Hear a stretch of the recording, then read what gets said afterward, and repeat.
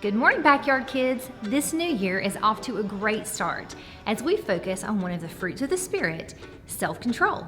So, what is self-control?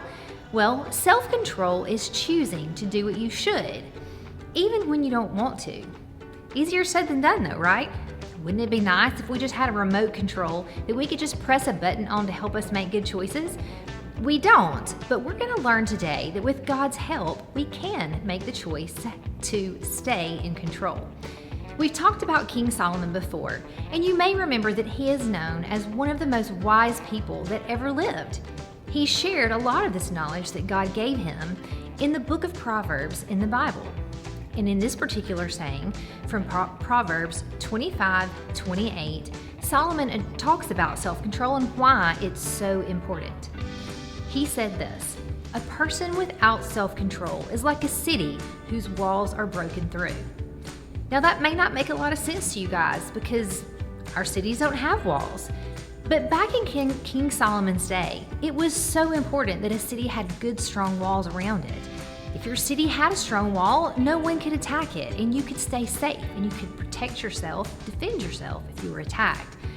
But if your wall was broken through and had big holes in it, you could be in danger. The city would have no way to protect itself. So, Solomon's point is that if you don't have self-control, you're not safe, you're not protected. And that's when bad things can happen. So what could that look like for you? Well, maybe you really want to go to the park or to a friend's house to play, but nobody can take you. You might be tempted to just walk by yourself and not tell anybody.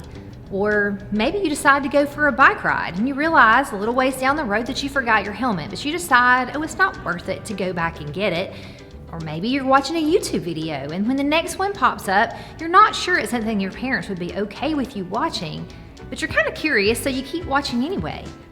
Or maybe you woke up in a bad mood and you're just growling and snarling. Instead of doing something that you know would make you feel better, you're ugly to your brother and sister instead and just make their bad day bad too. With all of these situations, you can probably guess what happens next. None of these are headed in a good direction. It just goes to show how easily we can lose control in our normal, everyday lives. You can end up getting hurt, getting in trouble, or hurting those around you. But that's not the way we want to live our lives, is it? Of course it's not. God has a much better way for us to live. We can live with self-control so that these things don't happen. And I have some great news for you. You aren't on your own when it comes to self-control. God can help you stay in control so that you can stay safe and strong. You can choose to wait for someone to take you to the park, or you could FaceTime the friend that you really miss. You can take time to go back and get your helmet so that you'll stay safe while you're having fun. You can press pause if a video comes on that you're not sure about and ask your parents if it's okay to watch. You can take a deep breath, say a prayer, and ask for God to help you turn your day around before you take out your bad mood on someone else. Kids, it's so important that we ask and trust God to help protect ourselves with self-control, because when you lose control, it can cause trouble. If you're ever in a situation where it's tough to have self-control, remember that you can always talk to God about it.